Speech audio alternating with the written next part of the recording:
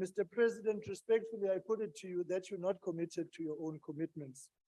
Insofar as the reconfiguration of government is concerned.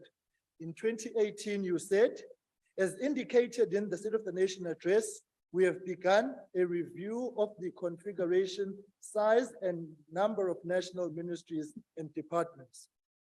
In 2019, you said, to promote greater coherence, better coordination, improved efficiency, we have combined a number of portfolios.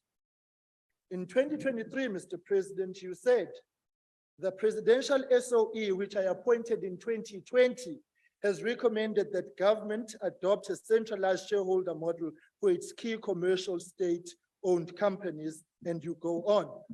Again in 2023, Mr. President, you said, I have instructed the Presidency and National Treasury to work together to rationalize government departments, entities, programs over the next 3 years. Every year, every SONA, you kick the can down the road.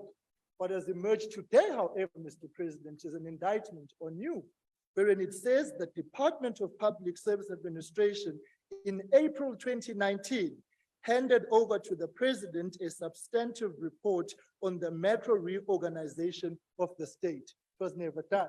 What has happened, Mr. President?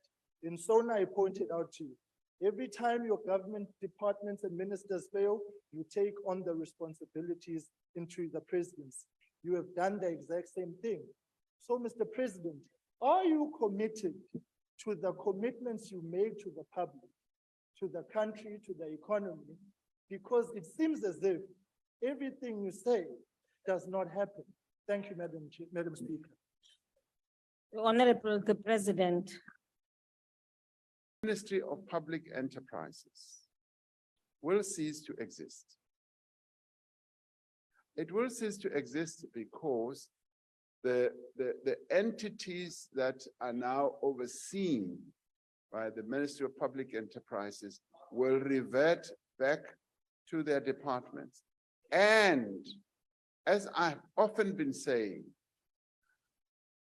the coordinating structure, which is your state-owned enterprise holding company, which is going to enhance proper coordination, give us all line of sight of what's happening in our state-owned enterprises, the financial discipline that should be there, benefiting, as I said earlier, on the economies of scale when it comes to procurement, the board, the governance systems, and all that will now be housed in a state-owned enterprise holding company as that ministry then exists. Now, that ministry, as I said, is now in the process of putting together the legislation, putting together the wherewithal through which this holding company is going to function.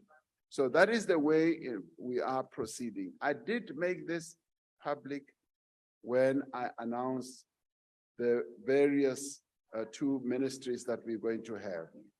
Beyond that, we are going to look at the merger of certain departments. There are departments that lend themselves to being merged so that we have a much more efficient executive where we have lesser ministries. Now, this is work in progress, and the end, as far as I'm concerned, is in sight.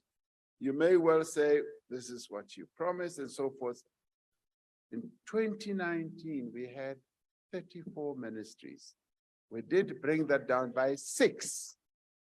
Now we've gone to 30 for the reasons, yes, for the reasons that I have set out.